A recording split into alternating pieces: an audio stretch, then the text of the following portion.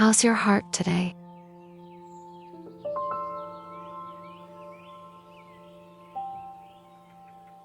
Have you ever felt like your mind just ...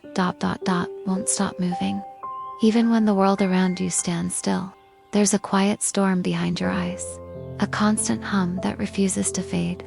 You tell yourself to breathe, to relax, to let go, but your thoughts won't listen. They run ahead of you, replaying every mistake, dissecting every word, imagining 1,000 futures that never come true.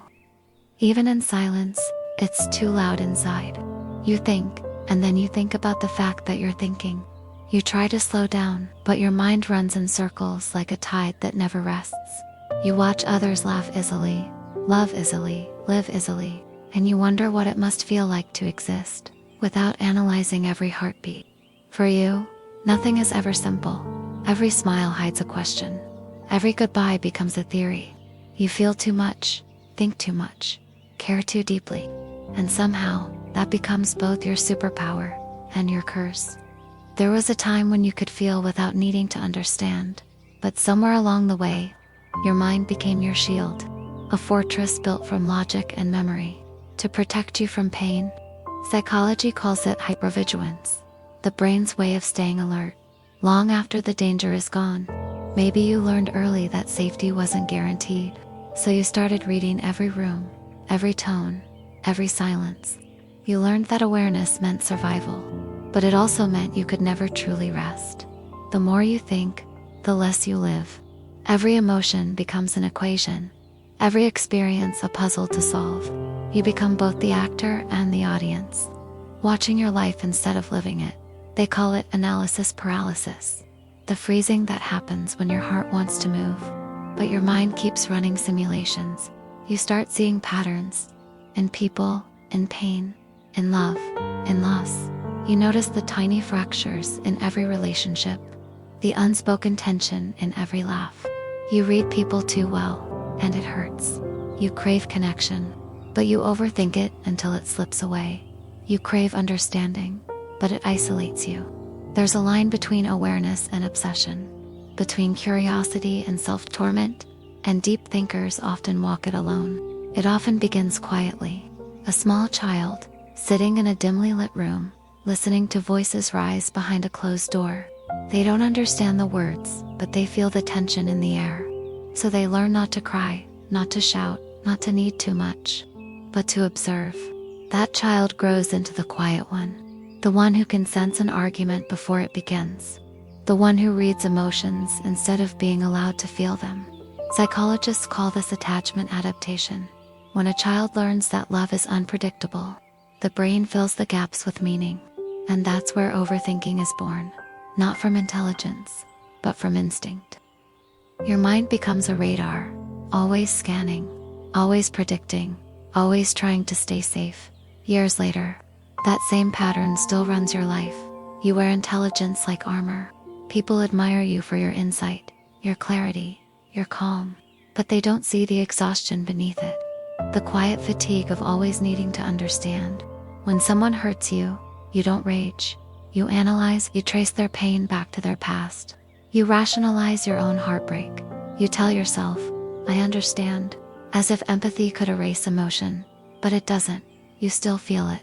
You just don't let yourself show it, because somewhere deep inside, you learned that being emotional was unsafe. It's strange, isn't it? How emotional intelligence can become a shield. How empathy, once your greatest strength, can start to isolate you from the world you wish to touch. You read people so well that you start predicting rejection before it happens. You prepare for heartbreak before love can even begin. Not because you're cold, but because you've been hurt by what you didn't see coming.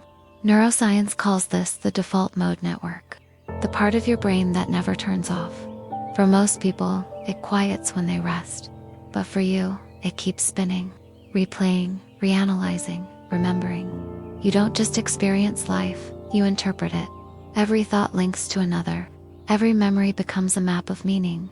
You see patterns everywhere. Beauty, pain, connection, decay. You feel them all deeply. That's not chaos. That's sensitivity. That's the cost of awareness. But that kind of sensitivity is heavy. Your empathy turns into fatigue.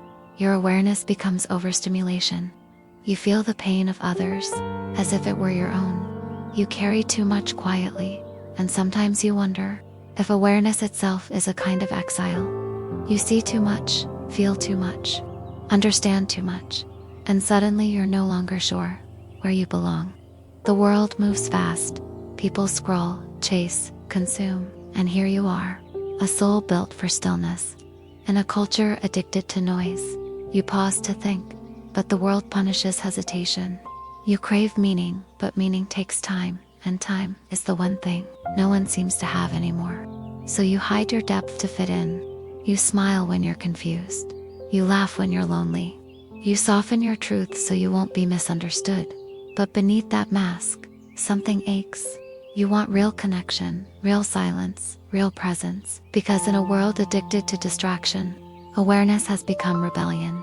To slow down is an act of courage. To feel deeply is resistance. To question is to wake up. Still, the cost of seeing deeply is feeling deeply. You grow tired, not from running, but from perceiving, from carrying what others don't even notice. And yet, that exhaustion comes from something sacred. It means your heart is still alive enough to ache, that you haven't become numb, that you still care. Because numbness is easy, depth is not. And the world needs people who still feel. But healing doesn't come from thinking more. It begins when you stop trying to solve yourself like a problem. You start to see that peace isn't the absence of thought, but the art of not believing every one of them. The mind that never stops can still learn to soften. Neuroscience calls it neuroplasticity, the ability to reshape your mind through new habits, new awareness, new love. You start to notice small things again. The sound of rain against the window, the warmth of sunlight on your skin, the way your breath moves in and out without asking permission. This is called embodiment, the act of coming home to your body.